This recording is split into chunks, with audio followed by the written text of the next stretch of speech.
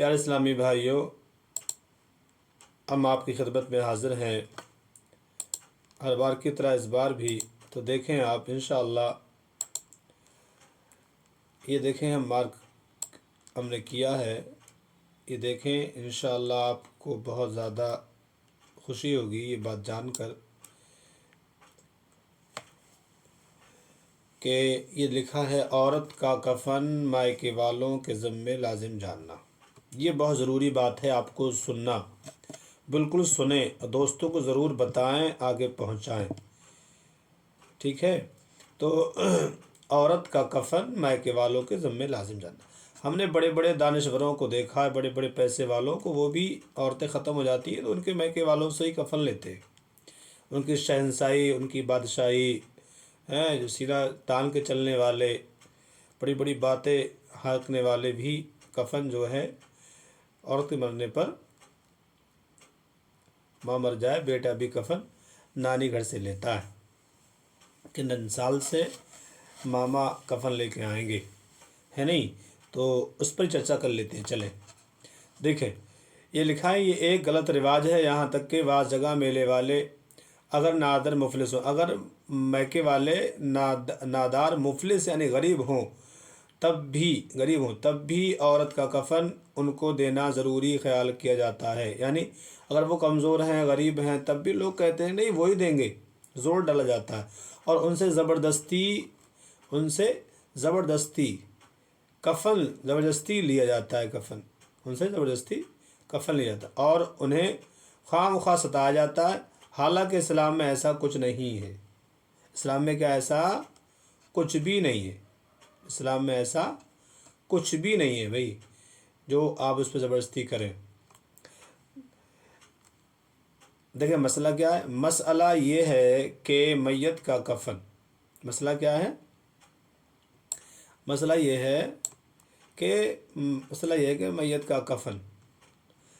का कफन जो है कौन दे।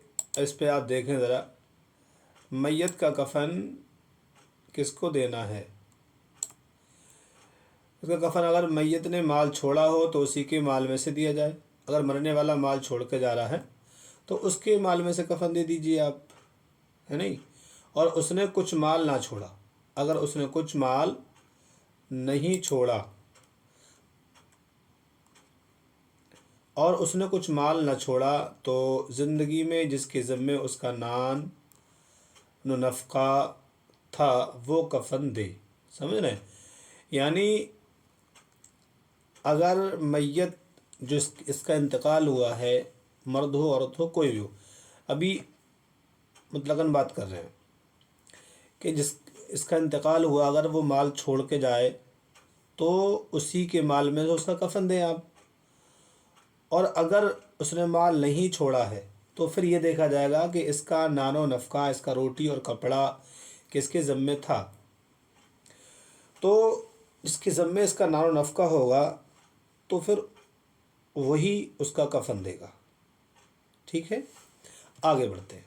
देखें, और औरत के बारे में अब यहाँ बात दूसरी शुरू कर रहे हैं। और औरत के बारे में ख़ास तौर से ये है, औरत के लिए क्या है, और औरत के बारे में ख़ास तौर से ये है कि उसने अगरचे माल छोड़ा भी हो, अगरचे उसने माल छोड़ा भी हो तब भी उसका कफन शौहर के ज़िम्मे है। अल्लाह, देखें आप, यानी औरत ने अगर माल छोड़ा भी है, हैं, देखें आप ज़रा गौर करें, ये देखें आप, अगर उसने माल छोड़ा भी है, हैं, उसने अगर माल छोड़ भी दिया तो तब भी उसका कफन का ज़िम्मा उसके शौहर पर है, क्योंकि निकाह में उसे नानो नफ़क़ा कबूल कराया जाता है, जिम्मेदारी होती है उसकी। अब यहाँ हो करा है, हम ये हो रहा है यहाँ पे, हम क्या करते हैं, हम लोग मैके वालों से ज़ोर दे रहे हैं, हम मैके वालों से ज़ोर दे के कफन लेते हैं।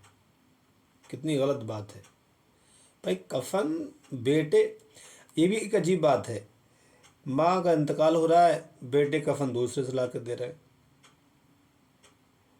भाई माँ है तो आप अपने घर से कफन दीजिए, शौहर अपनी बीवी का कफन अपने जेब से दे, अपने माल में से दे, उसकी जिम्मेदारी होती है। और बाद जगह ऐसा भी होता है कि अगर नंसार वाले लाते हैं, खुद लाते हैं वो, अगर ना लिया जाए उनसे तो वो नाराज़ होते हैं, ये भी गलत बात है। तो नाराज़ होने वाली बात नहीं है, सीधे ये कह दिया करो कि भाई ये हमारी जिम्मेदारी है, हमारा फरीज़ा है, हम इसको अदा करेंगे।